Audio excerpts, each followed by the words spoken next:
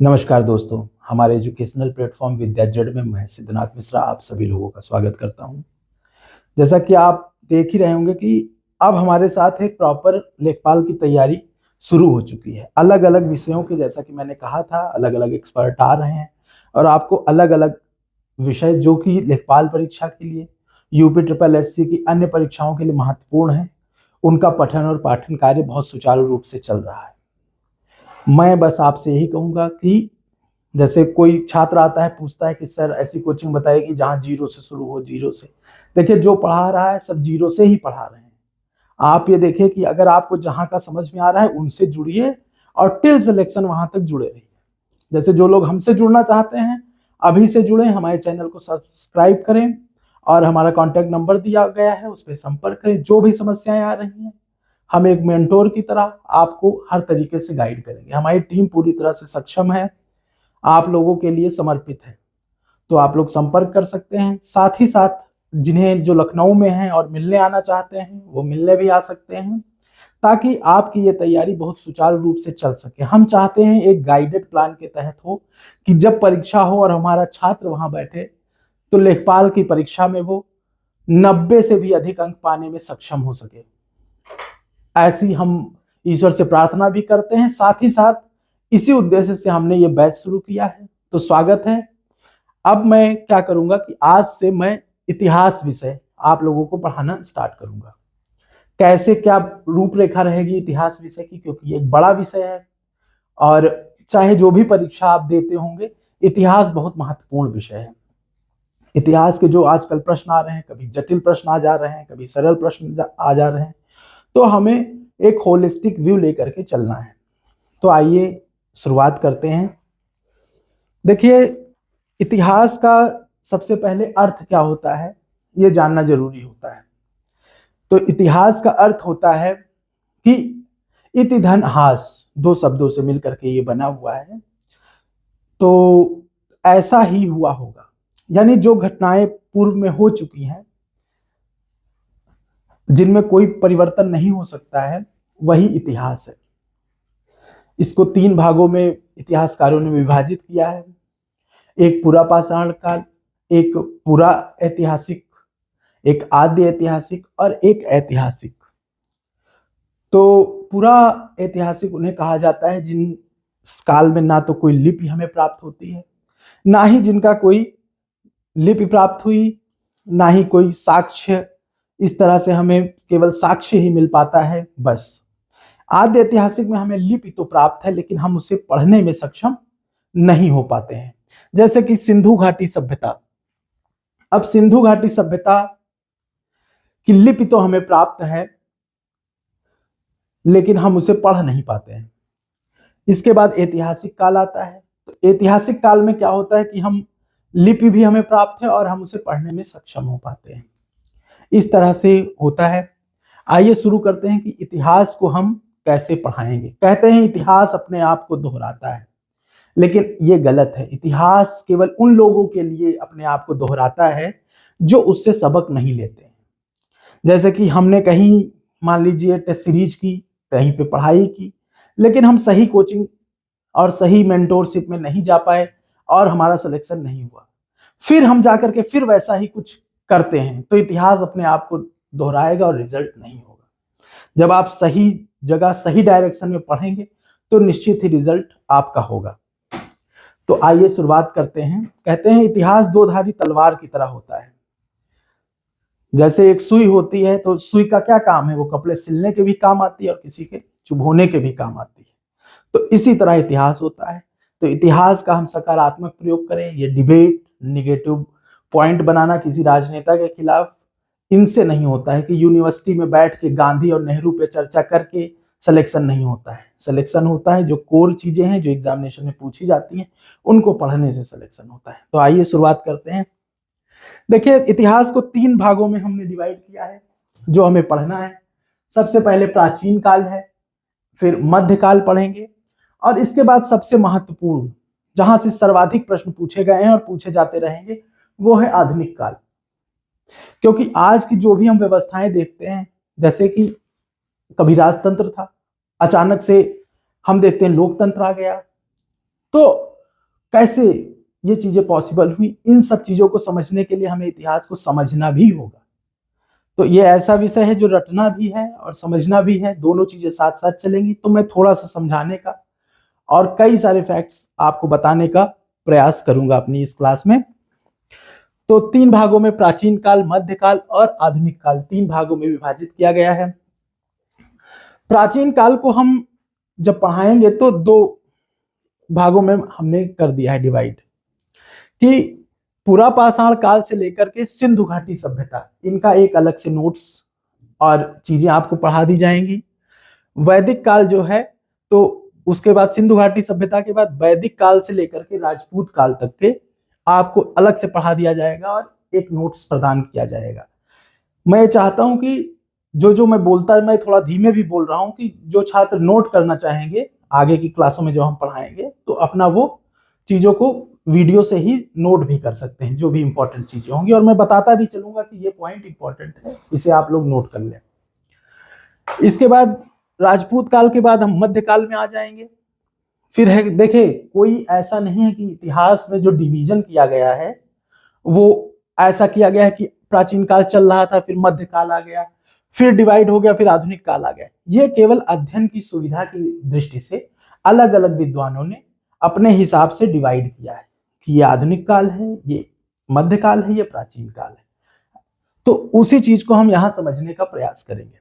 तो राजपूत काल तक हम लोग यहाँ पे पढ़ेंगे, फिर मध्यकाल आ जाएगा, तो इसमें गुलाम वंश की स्थापना हुई। गुलाम वंश की स्थापना आप लोग जान ही रहे होंगे कि कुतुबुद्दीन ऐबक इसका पहला शासक बनता है, और किस तरह से एक 1192 में युद्ध होता है, तराइन का द्वितीय युद्ध, उसमें गौरी जीतता है। फिर कैसे उसका जो गुलाम रहता है कुतुबुद्दीन ऐबक, वो कैसे दिल्ली सल्तनत की गद्दी पे बैठता है, इन सारी चीजों को हम पढ़ेंगे और हम जान पाएंगे कि कैसे राजपूत काल के बाद यहाँ गुलाम वंश आ गया। और गुलाम वंश के बाद क्या है कि एक सल्तनत काल चलता है। सल्तनत काल में हम पढ़ेंगे लोदी वंश, जो इब्राहिम लोदी होता है। इब्राहिम लोदी को बाबर आकर के हराता है, और बाबर एक नई डायनेस्टी मुगल वंश की नींव रखता है। और मुगल वंश की नींव रखने के बाद उसकी डायनेस्टी चलती है, और उसकी डायनेस्टी तो चली है 1857 तक, बहादुर शाह जफर द्वितीय तक।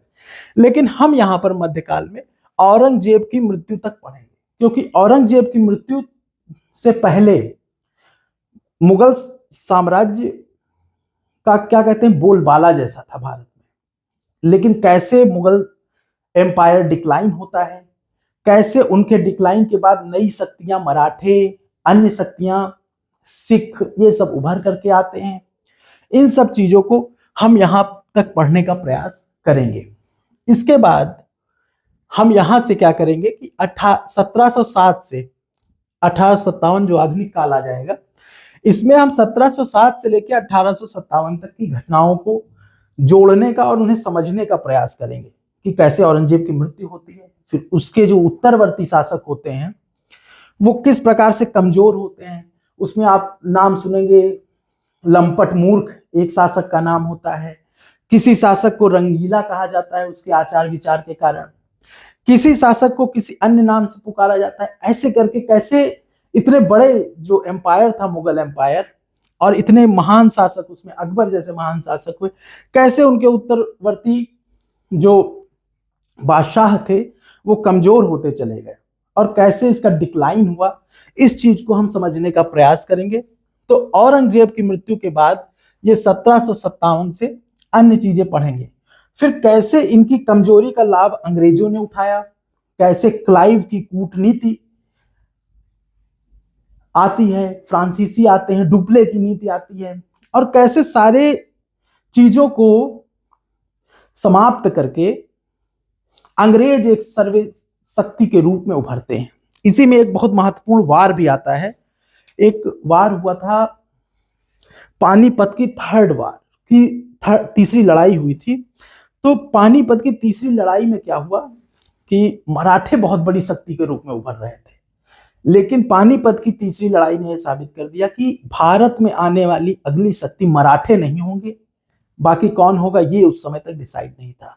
फिर कैसे अंग्रेज उभर करके आते हैं, कैसे उन्होंने फिर अपना शासन कर करके और दमनकारी नीति के द्वारा, जो अंग्रेजों की दमनकारी नीति थी, कैसे उनका टैक्सेशन व्यवस्था थी, किस प्रकार से उन्होंने आर्थिक, सामाजिक, राजनीतिक हर तरीके से भारतीयों का शोषण किया। और जब कहते हैं कि शोषण बहुत बढ़ जाता है तो क्रांति का बिगुल बजता है। तो क्रांति का बिगुल बजता है वो 1857 है। यहां तक हम पढ़ेंगे कि कैसे भारत अपना पहला स्वतंत्रता संग्राम, जिसे विनायक दामोदर सावरकर कहते हैं कि फर्स्ट वॉर ऑफ इंडिपेंडेंस है, एक अलग इतिहासकार इसे अलग नाम से कहता है कि ये ना तो पहला था, ना स्वतंत्रता था, ना ये संग्राम था।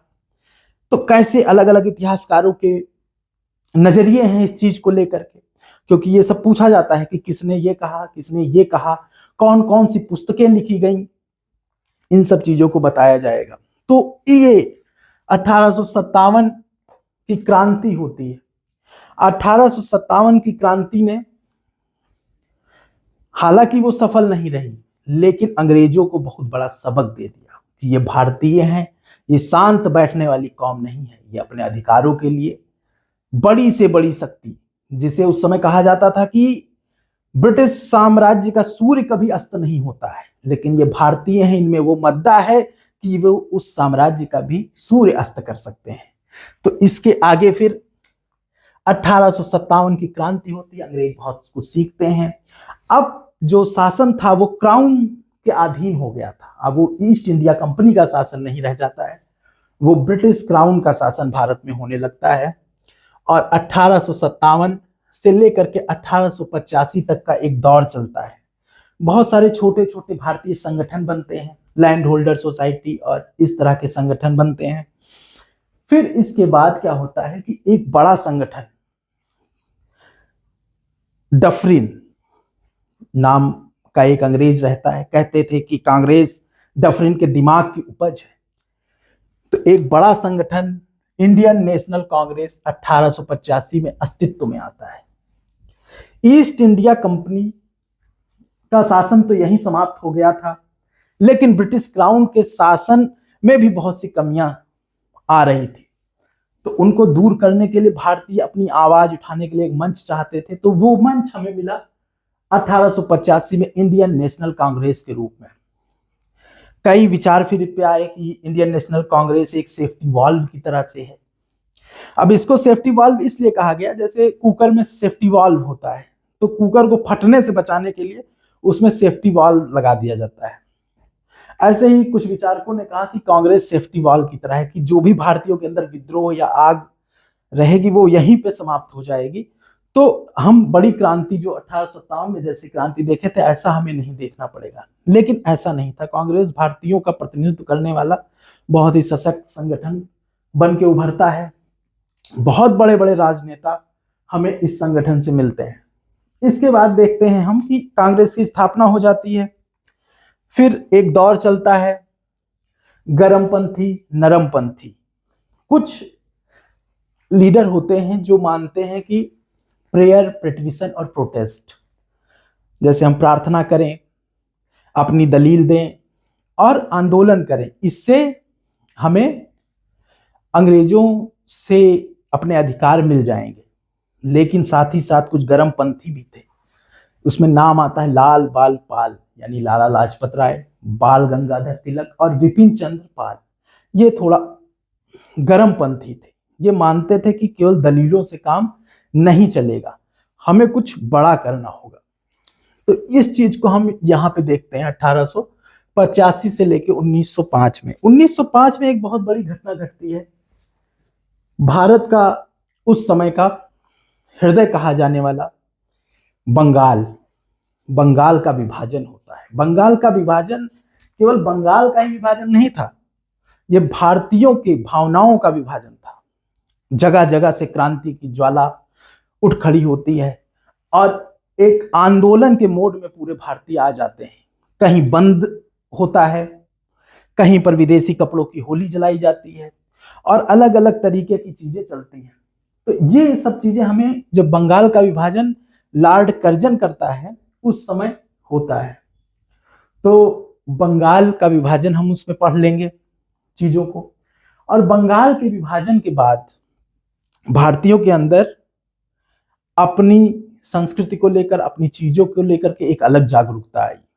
और उसके बाद हम बहुत सारी चीजें देखते हैं। उसमें क्या है कि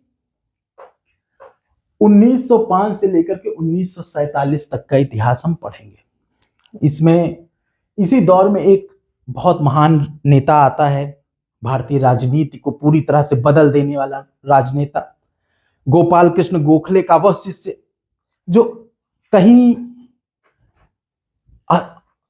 अफ्रीका में पढ़ रहा होता है, वहां वकालत कर रहा होता है, लेकिन जब वो भारत आता है और यहाँ का पूरी तरह से भ्रमण करता है और यहाँ के लोगों की दीनहीन स्थिति देखता है, तो अपने वस्त्रों को उतार देता है और भारतीयों जैसी वेशभूषा, लेकिन दिमाग अंग्रेजों से भी तेज, ऐसा महान राजनेता महात्मा गांधी के नाम से एक पूरा गांधी युग चलता है भारतीय राजनीति में। कहते हैं गांधी की राजनीति जो थी वो संघर्ष विराम संघर्ष की राजनीति थी। तो इसको हम देखते हैं, असहयोग आंदोलन होता है, फिर उससे बड़ा आंदोलन होता है असहयोग आंदोलन के बाद, जिसे सविनय अवज्ञा आंदोलन कहते हैं। और सविनय अवज्ञा आंदोलन के बाद 1945 में आखिर वो आंदोलन हमें देखने को मिलता है जिसमें देश का महान नेता कहता है करो या मरो, और भारत छोड़ो आंदोलन 1942 में होता है। और उसी की परिणति ये होती है कि 1947 में हमारा देश आजाद हो जाता है। तो इस तरह से हम देखेंगे कि कैसे पूरा पाषाण काल से और आजादी तक का इतिहास रहा। आजाद तो हो गए, लेकिन फिर अलग चुनौतियां, चलेगा फिर देश कैसे, देश अलग विभाजनकारी दंगों में कैसे चला गया, कैसे देश में फिर से शांति व्यवस्था और कानून का शासन स्थापित किया गया, कैसे संविधान सभा की बैठकें होती हैं, और किस प्रकार से हमारे देश को अपना आइन, अपना संविधान, अपना कॉन्स्टिट्यूशन प्राप्त होता है। उस चीजों को भी हम 1947 से लेकर 1950 तक पढ़ने का प्रयास करेंगे। तो ये हमारे इतिहास विषय की एक रूपरेखा रही कि किस प्रकार से हम शुरू करेंगे, क्योंकि सबसे महत्वपूर्ण आपका आधुनिक काल है। आधुनिक काल से बुक्स भी पूछी जाती हैं, समाचार पत्र भी पूछे जाते हैं, और जो मेन कैरेक्टर रहे हैं जैसे बाल गंगाधर तिलक, एनी बेसेंट, गोपाल कृष्ण गोखले, सुभाष चंद्र बोस, महात्मा गांधी, लाला लाजपत राय, भगत सिंह, इन सब के बारे में जानना, इनकी जो इन्होंने पुस्तकें लिखी या जिन पत्र पत्रिकाओं का संपादन किया या कोई संगठन बनाए, उन चीजों को जानना, यह भी इतिहास के अध्ययन के लिए बहुत आवश्यक हो जाता है। तो इसीलिए हम इस चीज को यहाँ पे कवर करने का प्रयास करेंगे। तो सबसे पहले जो मैं अगली क्लास लूंगा, तो उसमें मैं औरंगजेब की मृत्यु के बाद से यहां से शुरुआत करूंगा कि औरंगजेब की मृत्यु के बाद कैसे आधुनिक काल आया, क्योंकि इसमें ज्यादा समय देना है, अंक इसमें अधिक आते हैं और पूरे अंक आप पा सकते हैं। आप बस हमसे लगातार जुड़े रहेंगे और कोई भी क्लास अपनी छोड़ेंगे नहीं। मैं निश्चित दावे से कर रहा हूं कि इतिहास विषय में मेरे द्वारा पढ़ाया गया जो भी होगा, उससे बाहर आपको एक भी प्रश्न किसी भी परीक्षा में नहीं मिलेगा। तो आप लोग अगली क्लास में आए और देखिए, अभी आप लोग केवल वीडियो देखने के मोड में होंगे कि एक गुरुजी आएंगे, अपना प्रवचन देंगे और फिर चले जाएंगे। तो अब प्रवचन सुनने का समय नहीं है। आप लोग पेन, कॉपी, रजिस्टर लेकर के बैठिए जब भी हमारी क्लास देखिए, क्योंकि अगली क्लास से मैं महत्वपूर्ण बिंदुओं को नोट भी कराते हुए चलूंगा। तो इस चीज का आप लोग ध्यान रखिए। आप लोग भी अच्छे से प्रिपेयर होकर के आइए ताकि कोई भी पॉइंट ना छूटे, कोई भी प्रश्न ना छूटे और आप लोग निश्चित रूप से सफल हो। इसी के साथ मैं अपनी बात को आज के लिए समाप्त करता हूं। आप लोग हमारा चैनल सब्सक्राइब करिए, लाइक करिए। मिलते हैं फिर आपसे अगली क्लास में। Thank you so much.